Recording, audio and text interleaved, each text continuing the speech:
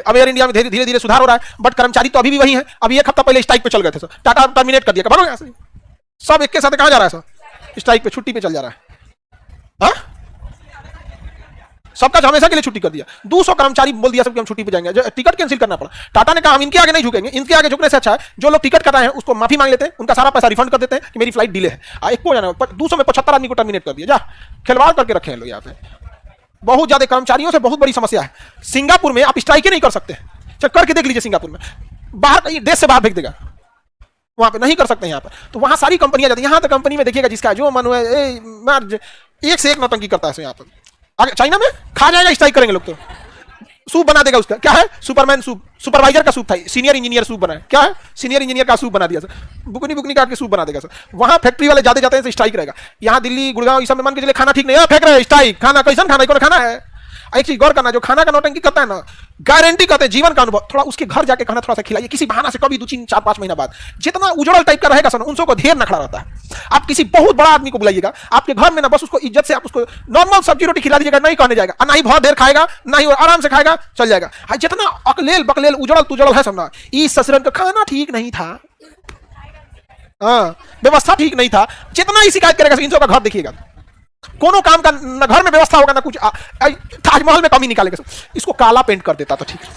हालांकि काला ताजमहल बन रहा था, काला ताजमहल खुद शाहजहां नहीं बनाया था। जो उसका पूरा प्लान है ना ताजमहल का, कि सफेद संगमरमर से क्या बना था, मुमताज का, और शाहजहां का क्या बना था, काला।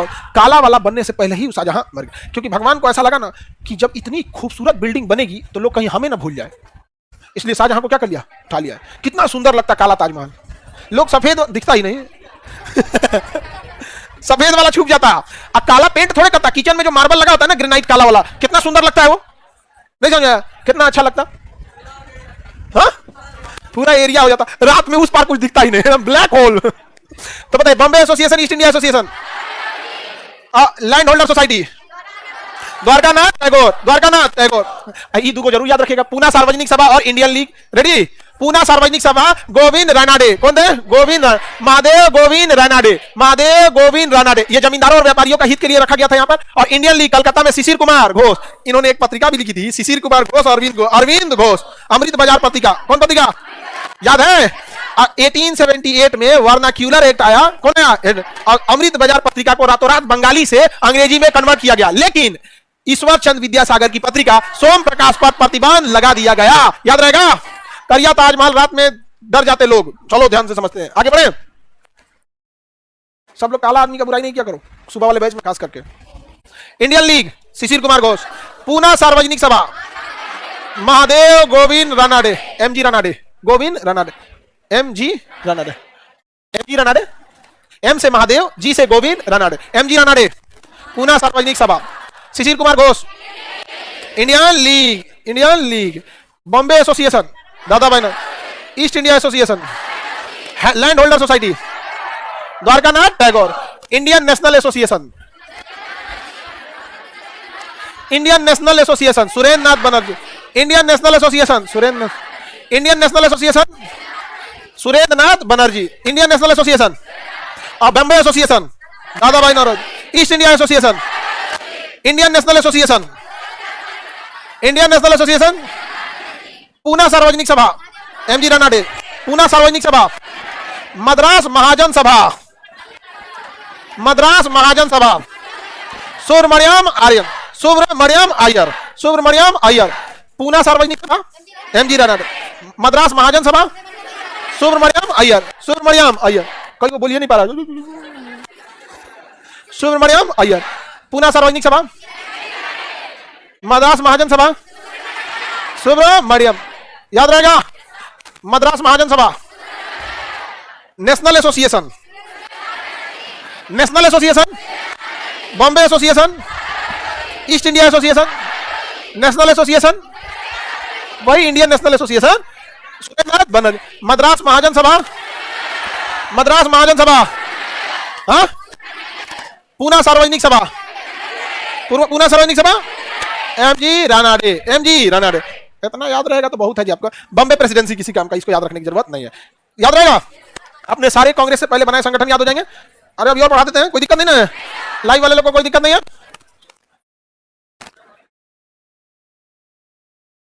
इंडियन मैप की वैलिडिटी बढ़ा दी, जब तो दूसरा बैच आने वाला इंडियन मैप का, वर्ल्ड मैप में हम लोग खत्म करने वाले। चलिए बताएंगे। Land Holder Society, Dwarkanath Tagore, Bombay Association, East India association, Indian National association, Surendranath बन, पूना सार्वजनिक सभा, मद्रास महाजन सभा, सुब्रमण्यम अय्यर, सुब्रमण्यम अय्यर, और बच गया Indian League Shishir Kumar Ghosh, Indian League Shishir Kumar Ghosh, Indian League Shishir Kumar Ghosh, याद रहेगा, कोई दिक्कत नहीं। कांग्रेस भी याद हो गया, कांग्रेस का संगठन भी याद हो गया, उससे पहले सारा चीज याद हो गया आप लोग को। हालांकि ये आपको खुद से याद रखना चाहिए। हाँ, हमारी रिस्पांसिबिलिटी यही होनी चाहिए कि आपको बता दें कि ये याद करके आइएगा, लेकिन हमें 200% विश्वास है कि आप लोग कभी याद करके नहीं आएंगे। समझ में आ गया? अरे तो आप लोग कुछ सिंसियर लड़की लोग हैं लोग तो ठीक है। यहाँ पर एक गौदा गौदा लड़का लड़की है सब बौधा एकदम, तो वो सब याद करेगा सर, एकदम एकदम बौधा रहता है, एकदम बैठल रहता है एकदम। पूना सार्वजनिक सभा, सुब्रमण्यम, ना ना ना, मद्रास महाजन, एकदम बौधा रहेगा सर, एकदम लगेगा कि क्या बोला जाए इन सबको। आगे बढ़े सर। हिस्ट्री की जगह बायोलॉजी 2 घंटा ले लीजिए, हिस्ट्री खत्म हो जाएगा, आराम से खत्म हो जाएगा बाबू। अब ये वाला, अब तो बस रैयतवाड़ी व्यवस्था है, किसान आंदोलन है और दिल्ली दरबार है, हो गया। नेहरू काल तो आजादी के बाद का है। हाँ, वर्ल्ड में उसका क्या है, वर्ल्ड। चलिए आगे बढ़े। भूमि सुधार कानून, कौन कानून? भूमि सुधार कानून, भूमि सुधार कानून। नींद नहीं ना रहा है तुम लोग को? शरीर में अगर शक्ति नहीं रहेगी तो खूब नींद आएगा, जम्हाई आएगा, बदन दर्द करेगा, इसे तो खाना पीना पे थोड़ा सा ध्यान दो। आप समझ में आ रहा है कि नहीं आ रहा? ऐसे रहिएगा लोग अगरबत्ती जैसा ना, तो बहुत देह दर्द करेगा, और खाने पीने ना खूब नींद आएगा, जमाई आएगा। और अगर शरीर में दम रहेगा ना तो ऐसा कुछ नहीं होगा। नहीं तो देखिएगा ना आप लोग में डरे तो अंगड़ाइयों नहीं ले पाता, अबे हम टोक टाक देंगे यहाँ पे तुरंत, लेकिन देखिएगा सब नहीं ना देख रहा, फिर मन नींद नहीं जाएगा, एकदम सीधा खड़ा नहीं हो जाएगा तो टेक लेकर ऐसा बैठेगा।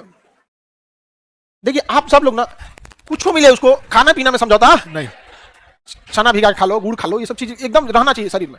समझ आया कि नहीं? और जितने लोग दुबले लोग हैं आप समझिए, आप केवल दुबले हैं ये समस्या नहीं है। समस्या ये, हम आपको दोनों बात बताते हैं, क्योंकि हम लॉकडाउन से पहले एकदम दुबले थे, अभी 83 केजी हो गए। अरे रमजान में 77 थे और 1 महीना हो रहा होगा रमजान खत्म, 83 हो गए, बहुत ज्यादा नहीं हो गए यहाँ पे। अच्छा मम्मी को हम बताएं तो कह रही है नजर लग जाएगा, हम कह रहे हैं नजर लग जाए, क्या चाह रही है 1 कुंटल हो जाए, और न तो करिए लगता थोड़े है कि 83। अरे भाई 83 अच्छी बात नहीं है।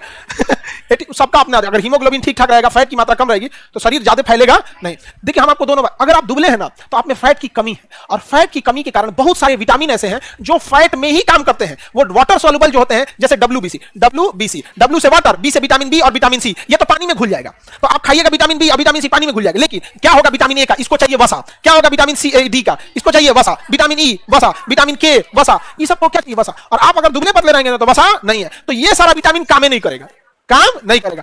इसलिए थोड़ा सा जरूरी है मेंटेन करके रखना। इसका तबीयत खराब हुआ तो फैट वगैरह भी रहना जरूरी। मोटा कैसे हो जाता है ये हम भी खूब पूछते थे, हम भी क्या करते थे, खूब पूछते थे। ज्यादा देर तक बैठे रहिएगा लोग ना और खाना खा के तो हो जाता है, आदमी मोटा जाता है। हाँ? नहीं समझा? भगवान सुन लिए कोरोना के टाइम में ना सब बहुत खाली बैठे थे, भगवान सारा डिपार्टमेंट बंद था, उसी बीच मांग दिए होंगे, सुन लिया। अभी तो हम कहते अब सी अब भूल जाया। चलिए अब देखते हैं हम लोग अस्थाई बंदोबस्त, भूमि सुधार। क्या देखते हैं? भूमि सुधार। देखिए अंग्रेजों ने टैक्स वसूलने के लिए 3 कानून लाया, एक का नाम था अस्थाई बंदोबस्त, रैयतवाड़ी और महालवट, रैयतवाड़ी और महालवट। बबनी देखो ज्यादा ही सीरियसली अभी मत खाओ, हम जाएंगे तब खाना। देखो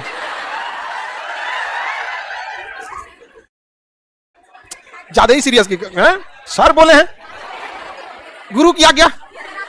हाँ?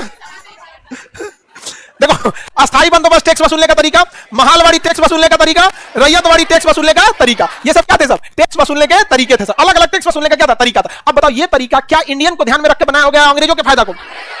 अब इसमें बस 2 ही तरह के क्वेश्चन पूछते हैं कि इस व्यवस्था में टैक्स कैसे वसूला जाता था। टैक्स वसूलने का 2 ही तरीका, आप किसी को ठेका दे दीजिए, या डायरेक्ट किसान से लीजिए, या गांव पे बांध दीजिए, क्या मुखिया से लेंगे, मुखिया काम है गांव का वसूल के दे, या डायरेक्ट किसान से लीजिए, या किसी को ठेका दे दीजिए, या तुम वसूल के देना, हम तुमसे समझेंगे, 50-60 गांव तुमको दे देते हैं। तो ये पूछेगा कि टैक्स कैसे वसूला जाता था और किसने इस व्यवस्था को लाया था। तो सबसे खतरनाक था अस्थाई बंदोबस्त, जिसे लाया था कॉर्नवालिस ने। किसने लाया था? कॉर्नवालिस। सबसे खतरनाक कौन था? अस्थाई बंदोबस्त। और कौन लाया था? कॉर्नवालिस।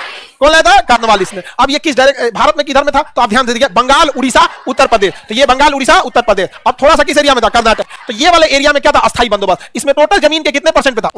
भारत के कुल क्षेत्रफल के कितने परसेंट पे था? 19%। अस्थायी बंदोबस्त सबसे कठोर कानून था। अस्थायी बंदोबस्त सबसे कठोर कानून था। इसमें क्या किया था उसने? कहा था कि देखो हर गांव की उपज अलग अलग है, तो हम एक काम करते हैं, जिस गांव में उपज ज्यादा है उसमें हम टैक्स फिक्स कर देंगे, और जिस गांव में कम है उसमें। इसमें यह नहीं था कि टैक्स लेगा कितना, फिक्स कर देता था टैक्स कि हर गांव का इतना इतना है, और उस सबके ऊपर एक जमींदार को नियुक्त कर देता था। किसे नियुक्त करता था? जमींदार।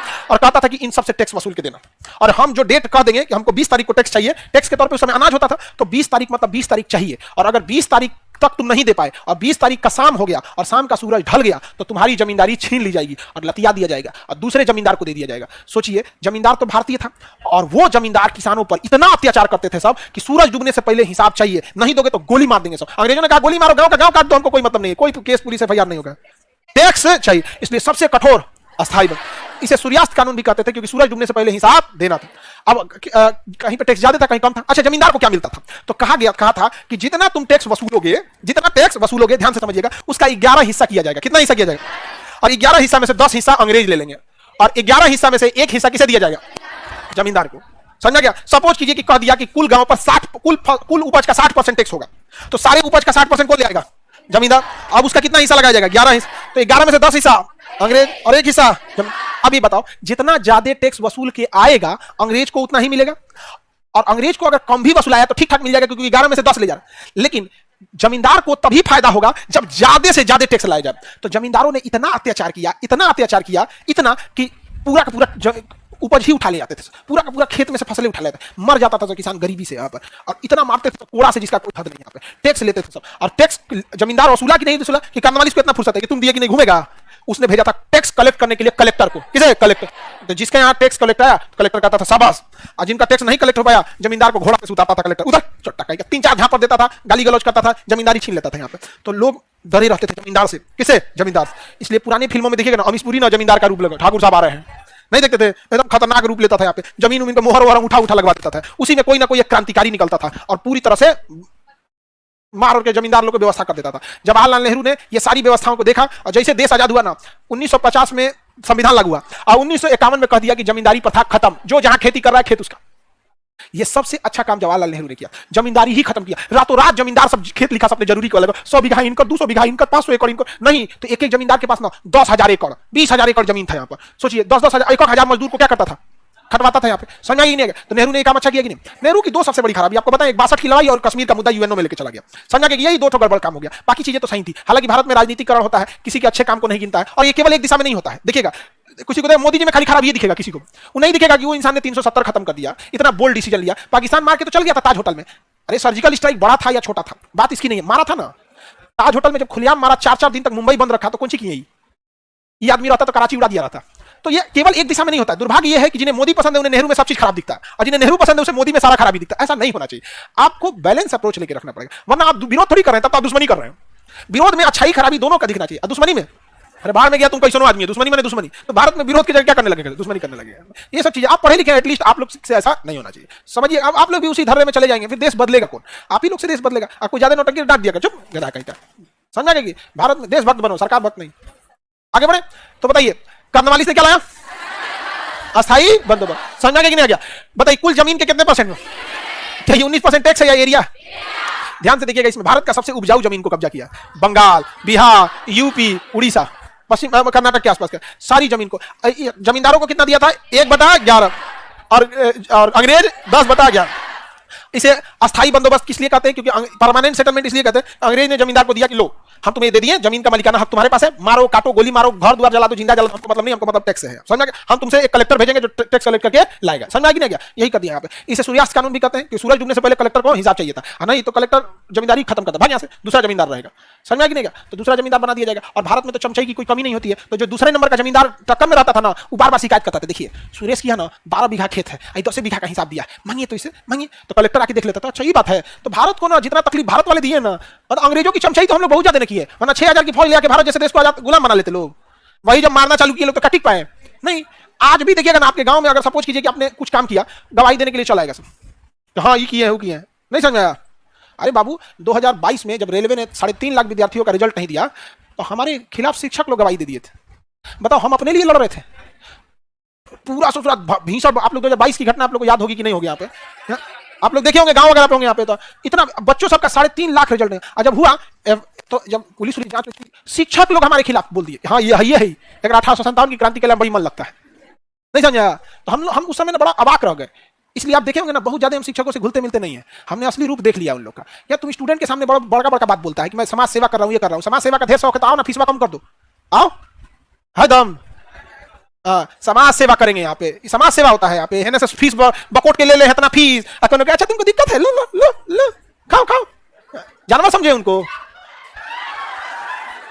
तो इतना इतना इतना हो जाता है। तो भारत में तो शुरुआत ही ऐसे ही है। आपको गवाही देने वाले की संख्या बहुत मिलेगी, खड़े गवाही दे दिया सब। अच्छा उनको क्या लगा, गवाही दे देंगे तो खांसा चल जाएंगे। हाँ, दाना डाल के कबूतर फंसाया जाता है, बाज नहीं। और अगर किसी ने फंसा लिया ना तो पिजड़ा संहिता लेके उड़ जाएंगे। हाँ, आदमी शांत रहता है तो इसका मतलब ये नहीं मेरी लाइफ एक हैंडपंप की तरह है, दिखता जितना है ना उससे बहुत नीचे है। हम तो अपने बारे में तो कुछ बताइए नहीं कि किसी को पता ही नहीं चले आदमी कहां तक है। कुछ पता है बस, किसी को कुछ नहीं पता है। लेकिन तकलीफ बस ये हो जाता है कि हम अगर अपने लिए लड़ाई लड़ रहे होते तो हमारे ऊपर गवाही दो, कुछ करो, समझ। हम स्टूडेंट्स के लिए लड़ रहे थे। अच्छा ये बताओ, उनका रिजल्ट हुआ, हजारों विद्यार्थियों का रिजल्ट हुआ, मिठाई लेके आए, किलो का सामरा क्या हुआ? लेकिन एक खुशी होती है। हम जब गए थे कौन बने करोड़पति, railway station, Mumbai CST railway station पे जितना विद्यार्थी सब मिला, हम कहे तुम लोग एक ही जगह दे दिया क्या यहाँ पे? हमको लगा ट्रेन पकड़ने आया सब, नहीं पता चला वहां ड्यूटी कर रहा है सब, पूरा छापा हुआ है सब। बांद्रा हो गया या फिर थाने हो गया, मुंबई का सीएसटी हो गया, यहाँ पर एक और जगह है, कौन सा ट्रेन वहां से खुलती है, बहुत, लोकमान्य तिलक स्टेशन का नाम है, लोकमान्य तिलक, वहां भी बहुत सारा विद्यार्थी है। सब कहते सर आप नहीं किए रहते ना तो हम लोग तो फंस गए रहते। और हम लोग मीटिंग किए थे, हम लोग को बंद कमरे में झाड़ दिया था सब, आपको जो करना है कर लीजिए, हम नहीं करने देंगे, नहीं सुनेंगे। बंद कमरा में झाड़ दिया था। हम कहे कोई बात नहीं, गांधी को तुमने नेपाल से फेंका था, भारत से फेंक दिया, तुम बंद कमरा में झाड़े, हम खुलेआम झाड़ेंगे। क्या होगा यहाँ? अरे खूब से खूब होगा, जीवन बिता देगा जेल में। कौन सा अमृत पी के आए हैं? आज नहीं तो कल जाना है। सबके जीवन में एक शाम ऐसी आएगी जिसके बाद कोई सुबह नहीं होगा। लेकिन नहीं ऐसा, तो भारत में बड़ी खराब, इसी का फायदा उठाया था कौन? कार्नवालिस हुआ। भारत के लोगों से क्या करा लेता था? रेकी करा लेता था। समझा कि नहीं गया? कार्नवालिस ने क्या किया? अस्थायी बंदोबस्त क्या लाया था? अस्थायी। समझा गया कि नहीं गया? कितने % एरिया बनाया था? सबसे खतरनाक कानून अस्थायी बंद, सबसे खतरनाक। तो अस्थायी बंदोबस्त क्या बने? किसने लाया? कार्नवालिस। अस्थायी बंदोबस्त कार्नवालिस का प्रमुख सलाहकार कौन था? जॉन सोर। ये भी पूछ देता बाबू कि अस्थायी बंदोबस्त के लिए कार्नवालिस को सलाह किसने दिया था? जॉन सोर। किसने दिया सलाह? किसने दिया? जॉन सोर। इसे सूर्यास्त कानून क्यों कहते हैं? अगर सूरज डूबने से पहले टैक्स नहीं दिए तो अगले दिन आपकी जमींदारी गई, दूसरा जमींदार आ जाए। और दूसरा बैकअप में रेडी रहता था, सरकार की तरफदारी करते करते हर चीज में क्या करता था? रेडी रहता था दूसरा वाला। समझ में गया? आगे बढ़े। क्या हो गया? कोई दिक्कत? पकड़ लो खंबा के पास। काहिल क्या दिक्कत है? कोई दिक्कत? तुम ज्यादा गुस्सा नहीं दिला रहे तब हम स्पूरी बन जाएंगे तुरंत। आप कौन सा है? रैयत। रैयत मतलब था किसान, रैयत मतलब किसान। जब टैक्स डायरेक्ट किसान से लिया जाने लगा तो उसे क्या कहते हैं? रैयत। रैयतवाड़ी व्यवस्था। कौन व्यवस्था? रैयतवाड़ी व्यवस्था। किसके समय? देखो ध्यान से, रैयतवाड़ी व्यवस्था में 2 क्वेश्चन पूछता है। थोड़ा सा एरिया में केवल बरहमल जिला जो था, एक जिले में इसको इंप्लीमेंट किया था कर्नल रीड, लेकिन इसे टॉमस मुनरो ने 1820 में संपूर्ण मद्रास में क्या कर दिया? लागू कर दिया। तो टॉमस मुनरो ने क्या किया? संपूर्ण मद्रास में, लेकिन स्टार्टिंग किसे किया? Colonel Read. Colonel Read. ये दोनों पूछ देता है। और अगर आप कमीशन लेवल का एग्जाम दीजिएगा, बीपीएससी वगैरह, तो उसमें खास करके दोनों पूछेगा। ऐसे पूछेगा टॉमस मुनरो, क्या पूछेगा? Thomas Munro. Ryotwari Thomas Munro चलेगा, अस्थायी बंदोबस्त कार्नवालिस चलेगा। लेकिन अगर कर देगा बड़े तो जॉन सोर ने क्या दिया? उसका सलाह दिया। और इसका कौन जनक था? Colonel Read. कर्नल रीड के आधार पर लागू किया टॉमस मुनरो। और यहां पे अगर आप देखेंगे तो जॉन सोर के कहने पर लागू किया कार्नवालिस। जॉन सोर के कहने पर कार्नवालिस ने, और कर्नल रीड के कहने पर ये कहा था? तो ये मद्रास में था, बंबई, आसाम वगैरह के एरिया में इसे लागू किया गया था। यह व्यवस्था बंबई प्रेसिडेंसी में सबसे पहले लागू की गई थी। यह भारत के कुल कितने क्षेत्रफल पर? और ये सबसे बड़े एरिया में फैला हुआ था, क्योंकि अंग्रेजों को लगता था डायरेक्ट किसान से फसल लेंगे ना तो किसान भी विद्रोह नहीं करेंगे और हमें भी एक्चुअल चीजें मिलेंगी टैक्स लेने के लिए, एक्चुअल व्यवस्था के मिलेगी। इसमें जमीन का मालिकाना हक कौन होता था? किसान।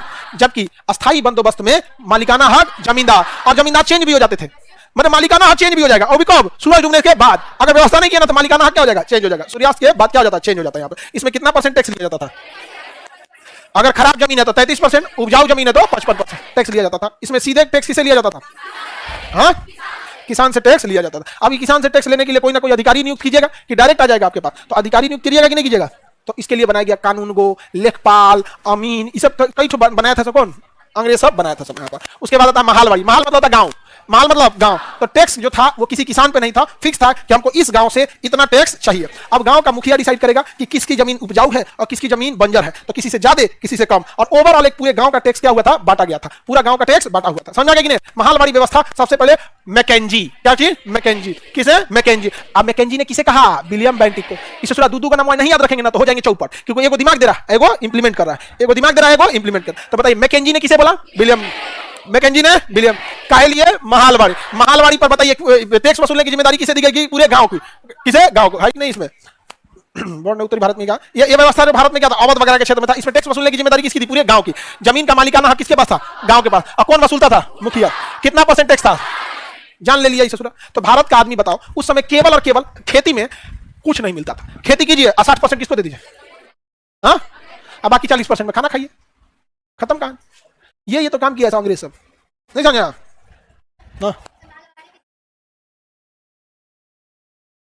हाँ, शासनकाल में वहां पर। ठीक है, आगे बढ़े। किसी को दिक्कत? ये बताओ महलवाड़ी में ससुरा 60% टैक्स लिया जाता है, तो टैक्स का प्रतिशत सबसे ज्यादा महलवाड़ी।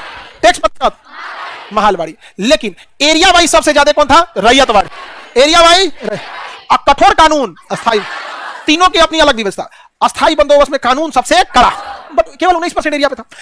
और अगर बात करेंगे रैयतवाड़ी, तो रैयतवाड़ी में सबसे ज्यादा एरिया पे रैयतवाड़ी, लेकिन टैक्स कम था। टैक्स क्या था? कम था। लेकिन महलवाड़ी की बात करेंगे, महलवाड़ी का टैक्स अगर देखेंगे, बाप रे कितना %? 60। 60% टैक्स लिया जाता है। समझ में आ गया ना बबनी? फिर तुम कंफ्यूज आ गई हो। हाँ, सुनो ध्यान से, देख लिया। देखो लिखा है, गलत पढ़ लिखा लिखा है, देखो आंख से नहीं पढ़ो, दिमाग से पढ़ो। देखो दिखाते हैं तुमको, दिमाग से पढ़ो बबनी। ये करिए बबनी, देखो करिए सर गलत बता रहे हैं हम। महलवाड़ी में 60% था, ओकरा ज्यादा तो अस्थाई बंदोबस्त में था। करने वाली देख रहे हैं 89% है। ना ना ना, ना। टोटल टैक्स वसूलने का, आप समझो ध्यान से, ये कोई खेत है, इसकी जमीन उतनी अच्छी नहीं है, तो कह दिया गया कि इसमें से आपको 40% क्या लगेगा? टैक्स लगेगा। कितना %? 40। इस 40% टैक्स में जितना वसूला जाएगा उसका 89% अंग्रेज रखेगा और 11% जमींदार रखेगा। अर्थात इसका 10/11 कौन रखेगा? अंग्रेज। और ये 11% मतलब 1/11 कौन रखेगा? जमींदार। तो ये 89% टैक्स का हिस्सा है, न कि उपज का हिस्सा है। समझ में आया? अभी हमको समझा रही थी नहीं सर, लिखा हुआ है, एकदम लिखा हुआ है। आगे बढ़े तो बताओ सबसे कठोर, सर्वाधिक एरिया पर रैयतवाड़ी, लेकिन टैक्स सबसे ज्यादा महलवाड़ी। हाँ बताओ तो बाबू, अस्थाई बंदोबस्त किसके कहने पर कार्नवालिस लाया? किसके कहने पर? जॉन सोर। जॉन सोर।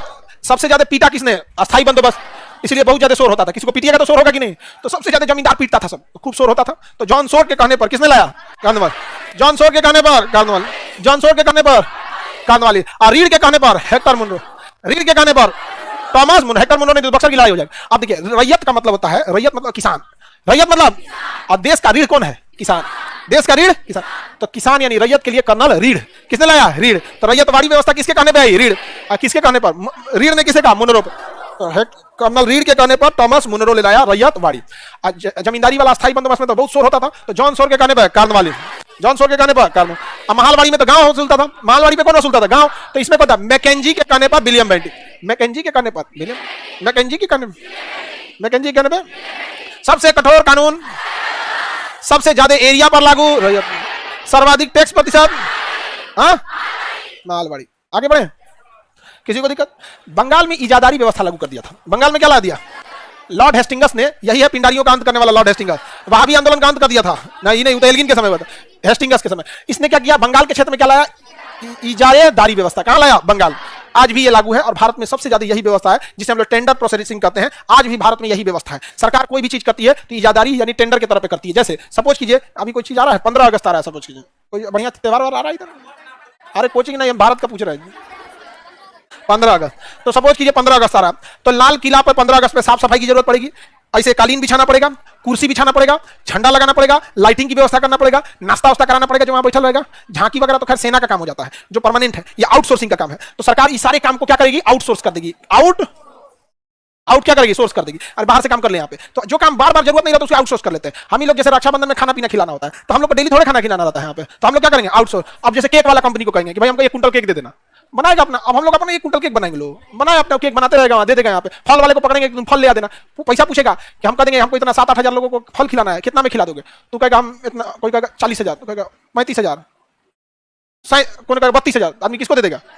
क्योंकि हम तो क्वालिटी डिसाइड कर दिए यहाँ पर, ये होना चाहिए, तो वही हो जाता है वहाँ पे। तो सरकार को भी कोई काम करना होगा, जैसे 26-15 अगस्त को कोई काम करना, आउटसोर्सिंग करेगी, अभी इजादारी व्यवस्था की तरह नीलामी लगाएगी, सबसे कम में कौन करेगा? तो कोई कहेगा 20 लाख दीजिए, सारा इंतजाम कर देंगे। कोई कहेगा 20 लाख नहीं, 18 लाख, 18 लाख एक, 18 लाख दो, 15 लाख, तो किसको दे दिएगा? 15 लाख। ऐसे ही होता है। सरकार आज भी अगर कोई पुल बनाना है ना, क्या करना है? पुल बनाना है तो सरकार पहले टेंडर निकालेगी, बताएगी कि इतना एमएम का छड़ होना चाहिए, डिजाइन खुद बना देगी, इतना एमएम का छड़ होना चाहिए, इतनी मजबूती होनी चाहिए, 100 साल तक पुल चलना चाहिए, चौड़ाई इतनी होनी चाहिए, लंबाई इतनी, सारा बता देगा कि ये रिक्वायरमेंट है। अब उसके बाद डेट फिक्स करेगा 2 महीना बाद कि हम 2 महीना बाद टेंडर अलॉट करेंगे, ताकि सारे जो भी ठेकेदार है इंजीनियर से डिस्कस करके आए कि एक्चुअल खर्चा कितना आने वाला है, एक्चुअल कितना खर्चा है। समझा गया? अब जैसे गांधी सेतु के बगल में पुल बन रहा है, तब सरकार कही कि हमको ये चीज चाहिए, पुल की चौड़ाई इतनी होनी चाहिए, देखिए नया बन रहा है। अब सरकार 6 महीना बाद बुलाई टेंडर के लिए, तो सारे इंजीनियर रिसर्च करके आए थे, सब सारी बड़ी बड़ी कंपनी, टाटा हो गई, एफकॉन हो गई, मधुकोन हो गई, एसपी सिंगला हो गया, अलग अलग कंपनी हो गए, सब कंपनी बना रहे हैं, सब गेमन इंडिया हो गया, तो जो भी कंपनी आई सब वहां पे। अब सरकार कही कि कौन बनाएगा, तो रिक्वायरमेंट तो पहले दे दी थी सरकार, छड़ कितना, सीमेंट कितना, चौड़ाई, ऊंचाई, लंबाई, A to Z, पेंट लगेगा, लाइट लगेगा, सब चीज बता दिया, ये होगा। तो कोई कंपनी कह रही है कि 2800 करोड़, तो थोड़ा सा वेट किया जाता है, कोई और बोले तो कोई कहेगा 2600 करोड़, कोई कहेगा 2200 करोड़, सरकार कहेगी हाँ और कम कर, और कम कर, 1900 करोड़, तो एक आया 1600 करोड़ में लेके चल गया टेंडर। 1600 करोड़ में क्या लेके चल गया? तो सरकार उसको कितना दे देगी? 1600 करोड़। अब पुल बनाएगा और सरकार के इंजीनियर जाएंगे जांच करने कि जो रिक्वायरमेंट था वही यूज कर रहे हो कि नहीं। आज सरकारी इंजीनियर खाएगा पैसा, 16 mm के छड़ में ये वाला एक क्या करेगा? गायब कर देगा, लग जाएगा 6 mm का छड़। नहीं समझाया? पुल क्या हो जाएगा? गिर जाएगा।